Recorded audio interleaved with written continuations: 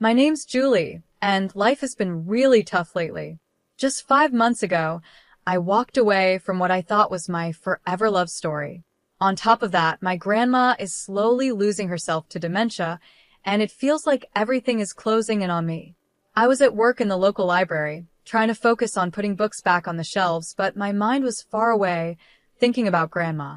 That's when my best friend Cheryl walked in, her face full of concern, like she was about to tell me something serious. "Julie, you look terrible," Cheryl said bluntly, standing with her hands on her hips. "Thanks, Cheryl. You always know how to lift my spirits," I replied, my voice dripping with sarcasm. "No. Seriously, Julie, this isn't good. You need someone to talk to, like a professional," she insisted, her gaze softening. I knew she was right. The sleepless nights and constant stress were wearing me down. So I sighed and said, "Maybe you're right. Do you know anyone?" She nodded eagerly. "Dr. Thompson. I've heard he's really good with cases like yours. I'll text you his info." I wasn't sure about opening up to a stranger, but something had to change. The very next day, I found myself sitting in Dr. Thompson's office. It was a cozy room with soft lighting and way too many diplomas on the wall. He was older, maybe in his late 50s, and had a calm presence that made the room feel a little safer. "So, Julie, tell me what's been bothering you," he began, his voice calm and reassuring. "Where do I even start?" I thought. "It's everything," I said, managing to get the words out. "I left my fiancé, my grandma is sick, and I just feel stuck." Dr. Thompson nodded, writing something down. "It sounds like you've got a lot on your shoulders. Let's work through it together," he said. As the sessions went on, I found myself telling him things I hadn't even admitted to myself. He never judged, just listened and sometimes responded with a gentle, or "I see." It felt like I was finally letting go of years of bottled-up fear and sadness. One day, after a session, I left his office feeling lighter than I had in a long time. The sun was setting, casting a warm glow over everything, and I actually smiled, feeling a small flicker of hope. That night, as I was heating up some canned soup in my small apartment, my phone buzzed. It was a message from Dr. Thompson, reminding me about a follow-up appointment. I stared at the screen for a while. This guy was becoming my lifeline, and part of me hated how much I needed him. Days turned into weeks, and before I knew it, 3 years had gone by. When I first walked into Dr. Thompson's office, I finally felt like I could breathe again, without the weight on my chest. I even managed to laugh at a joke Cheryl made, and for the first time in a while, it felt real. During one of those lighter moments, my phone rang. The number was unknown, but I answered it anyway. "Hello, Julie, it's Dr. Thompson," the voice on the other end said. I was surprised. "Dr. Thompson? Is everything okay?" I asked, feeling a bit nervous. Yes, everything's fine," he reassured me. "I wanted to talk about your progress and maybe extend an invitation." "An invitation?" I repeated, now curious. "Yes," he continued. "I was thinking we could meet for coffee, outside the office. You've made a lot of progress, and I believe seeing things from a new perspective might help." I hesitated, biting my lip. This felt unfamiliar. "Isn't that against some kind of rule or something?" I finally asked. There was a brief pause. "Well, you're not my patient anymore. I just thought it would be nice to catch up in a more relaxed setting," he replied. Something in the way he spoke made me agree. "Okay, sure." "Coffee sounds nice," I said, ignoring the nervous flutter in my stomach. We met at a local cafe the following Wednesday. It felt strange seeing him outside the office, dressed in jeans and a casual shirt. He seemed like a regular guy, almost different from the professional I was used to. "You look well, Julie," he said with a warm smile as he greeted me. "Thanks, Dr. Thompson. I'm feeling better, too," I replied, tucking a loose strand of hair behind my ear. "Please call me James." "We're not in the office now," he said with a light laugh. I nodded, feeling a bit awkward. "Okay, James." Surprisingly, the conversation flowed easily. We talked about all sorts of things. He shared how much he loved hiking and how he always wanted to visit the Grand Canyon. I told him about my new hobby, painting, something I had started as a way to cope. As we sipped our coffee, He leaned in a little, his eyes serious but kind. Julie, I've watched you grow and overcome so much. You're incredibly strong, you know that, he said. I blushed, not used to such direct compliments. Thanks. I guess I had a good therapist. I replied with a small smile. He chuckled. Well, I can't take all the credit. You did the hard work. We kept talking, not even noticing as the cafe started to empty out. It was only when the waiter came to clean up that we realized how much time had passed. Looks like it's time to go, I said with a smile.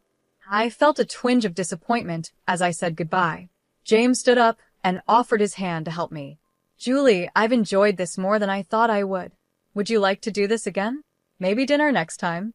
I hesitated, feeling a mix of excitement and caution inside me. But when I looked into his kind eyes, I found myself nodding. Yeah, dinner sounds great. Our dinners and casual meetups quickly grew into a full-blown romance. Before I knew it, James and I were inseparable. He was attentive, caring, and always there to help, especially with my grandma's situation. I thought I'd found the perfect person and that my life was finally turning around. But after the wedding, things started to change, or maybe I began to see his true self. It started small. He'd make comments about my friends like, "You're better off without them," or "They don't really care about you." At first, I brushed it off, thinking he was just being protective. But then it got worse. He became possessive, always needing to know where I was and who I was with. His control slowly took over every part of my life. He insisted that I quit my job, saying, "You don't need to work. I can take care of everything. Trust me, Julie." It wasn't about money for me. It was about freedom, having something that was mine. But still, I found myself agreeing, quitting my job, and becoming completely dependent on him. That had been his plan all along. Soon after, the isolation began. He'd check my phone, monitor my calls and texts. "Who are you talking to? Why are you laughing?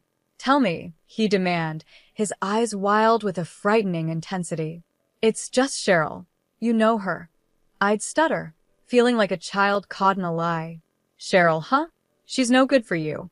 I don't want you talking to her anymore," he'd snap. It was crazy. I felt like I was losing my mind. One day, I couldn't take it anymore.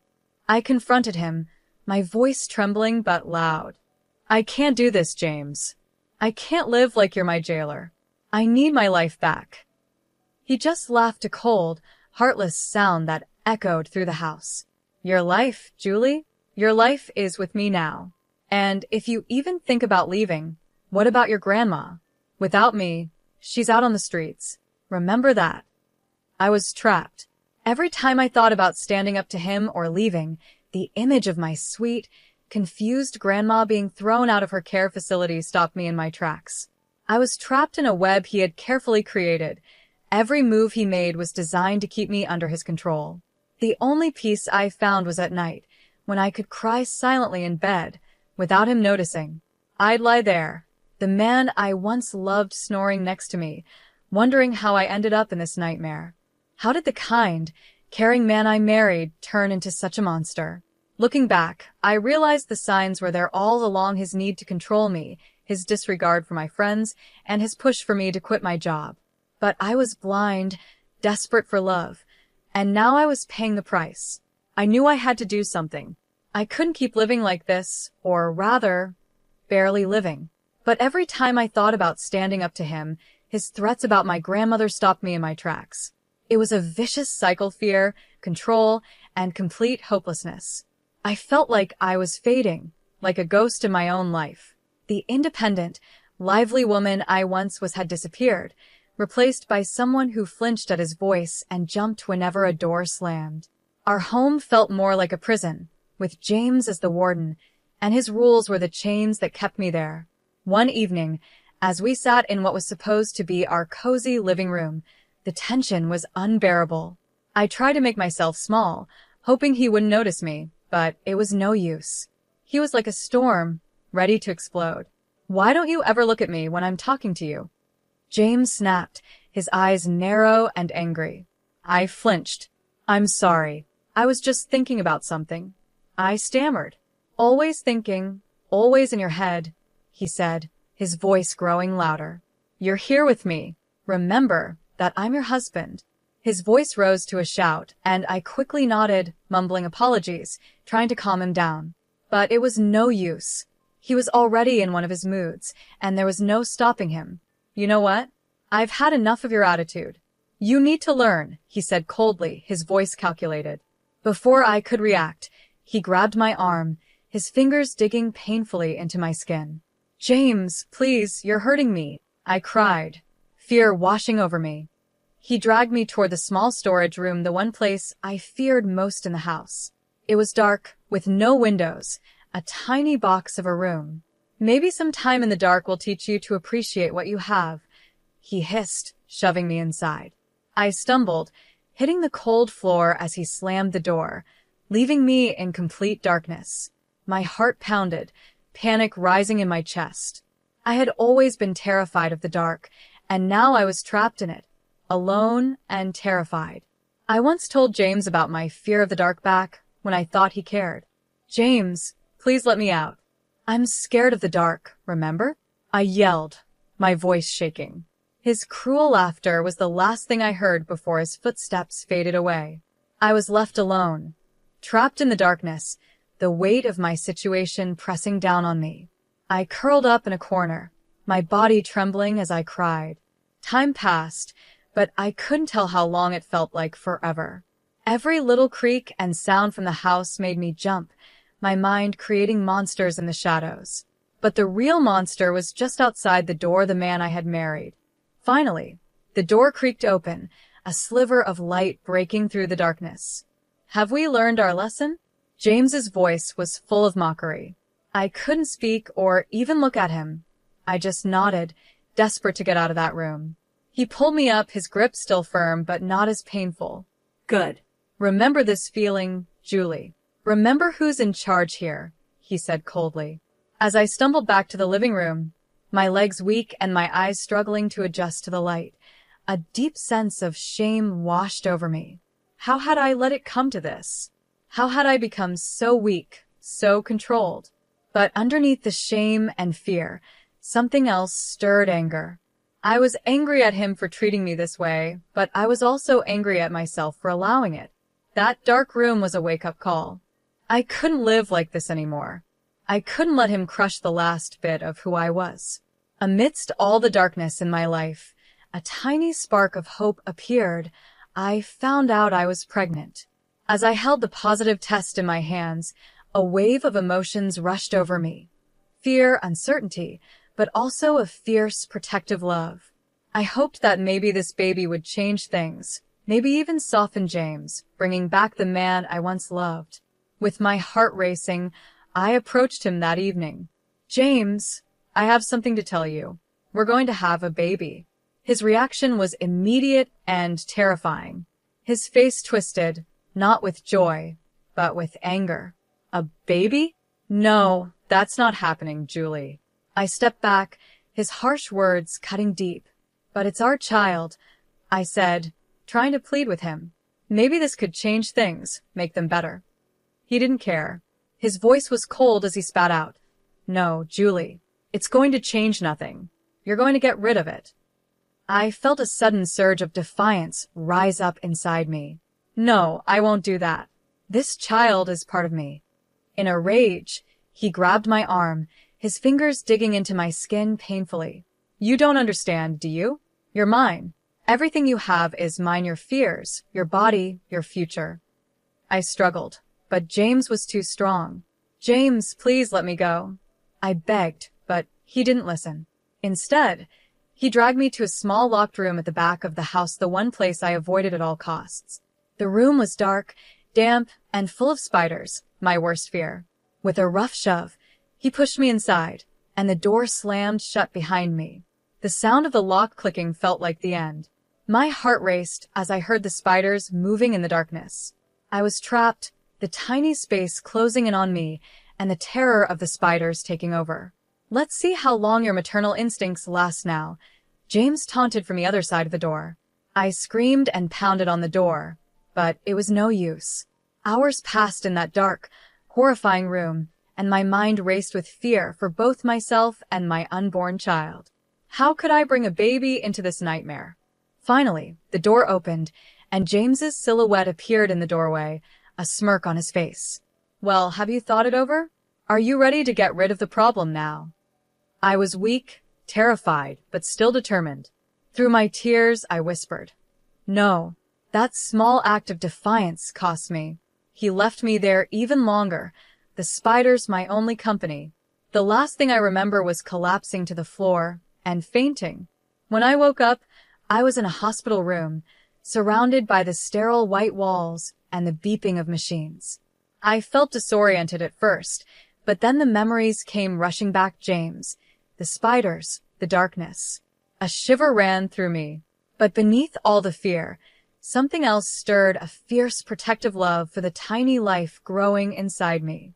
I knew I had to act, not just for myself, but for my baby. As soon as I was alone, I quietly pulled out the phone I had hidden and dialed my cousin, Charles, who worked with the FBI. His voice was a lifeline as I whispered my story, every word a mix of fear and hope.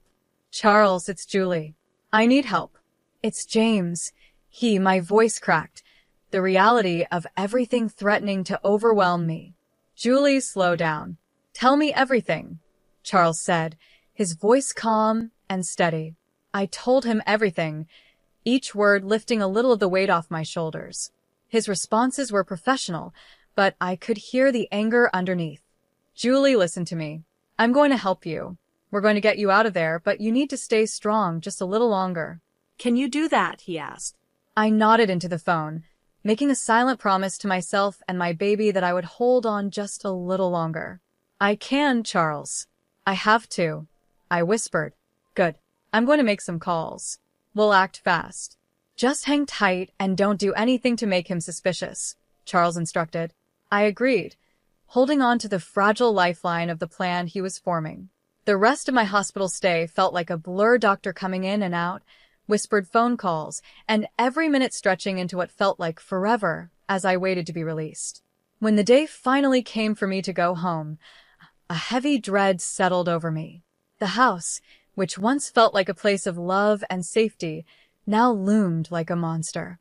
Its walls seemed to echo with all the screams and tears from the past months. James was there waiting for me, his presence dark and heavy, filling the room like a storm. I braced myself for what was coming, the confrontation I had been dreading but also preparing for. "Julie," James said, his voice calm in a way that made my skin crawl. "You're back. How is the hospital?" I kept my voice steady, hiding the emotions swirling inside. "It was fine. I'm feeling better," I lied, looking him in the eye with as much calmness as I could muster. He circled me slowly, like a shark sensing blood in the water. "Good, because we need to talk about the situation," he said, his eyes flicking down to my stomach. A sneer curled his lips. I clenched my fists, feeling the baby move inside me. "There's nothing to talk about. I've made my decision." James's face twisted with rage. "Your decision? You think you have a choice here?"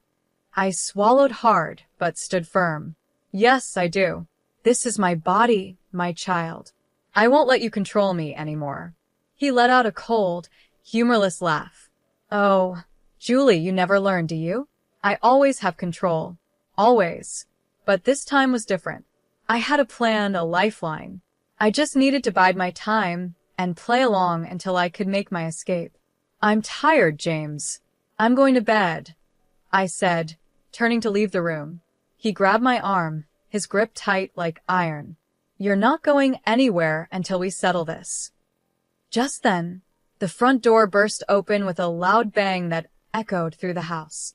Police officers rushed in, their badges gleaming, their faces set with determination. "James Thompson, you're under arrest for the abuse and unlawful imprisonment of Julie Thompson," one of the officers announced, his voice cutting through the air like a knife. James's face turned pale, his grip on my arm loosening in shock. "This is ridiculous. She's my wife." "She's lying," he shouted, but I wasn't alone this time. Charles stepped in behind the officers, his face filled with fury. "No, James. You're the liar. We have everything, the recordings, the testimonies. It's over. James's eyes darted around, searching for a way out, but there was none. The officers handcuffed him, reading him his rights as he continued to protest, shouting denials and threats. As they led him away, he met my eyes one last time, his face a mix of disbelief and rage. But this time I didn't flinch. I didn't cower. I was finally free. I met his eyes without flinching, the fear inside me replaced by a strong sense of justice. After the chaos settled, Charles walked over, his expression soft. "Julie, are you okay?" I nodded, tears filling my eyes. "Yeah, I think so. Thank you, Charles. Thank you for everything." He hugged me tightly, a warm, protective embrace. "Always, Julie. Always." The house felt strangely quiet after everyone left. James's shadow still seemed to linger in the corners, but for the first time, I felt peace. The confrontation had been terrifying, but it was the first step toward a new life for me and my child. The world seemed brighter, the air fresher. The chains of fear and control were finally broken, leaving room for hope and a new beginning. With James now facing the consequences of his actions, I could finally breathe and plan for the future. I moved back into my old apartment, and its familiar walls welcomed me. It needed some work, a bit of paint here, a new picture there, but it was mine. As I unpacked a box of old photos and memories, there was a knock at the door. I opened it to see Cheryl, her face lighting up with a wide grin. "Julie, look at you. Free and glowing," she exclaimed.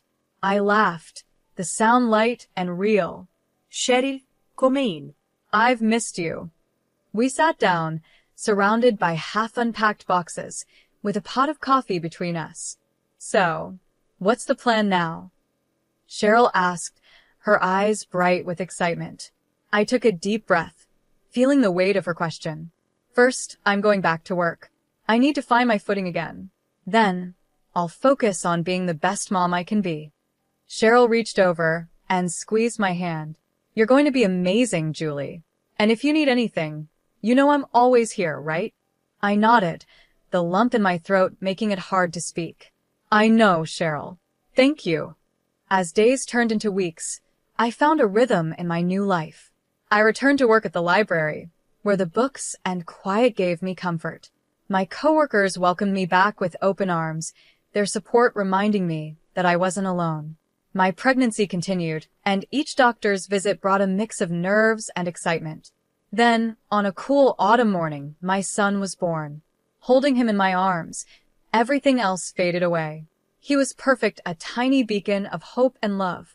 The legal battles with James were tough and emotionally draining, but I stayed strong, supported by Charles, Cheryl, and my legal team. In the end, justice was served. James was sentenced to spend years behind bars, his threats and control finally silenced. I received a settlement, a sum that ensured a comfortable future for my son, my grandmother, and me. But more than the money, it was the freedom that meant the most. I was no longer tied to a man who saw me as something to control. I was finally free. As my son grew, so did I. I learned to trust again, to laugh freely, and to love without fear. I made new friends, reconnected with old ones, and found joy in the small things.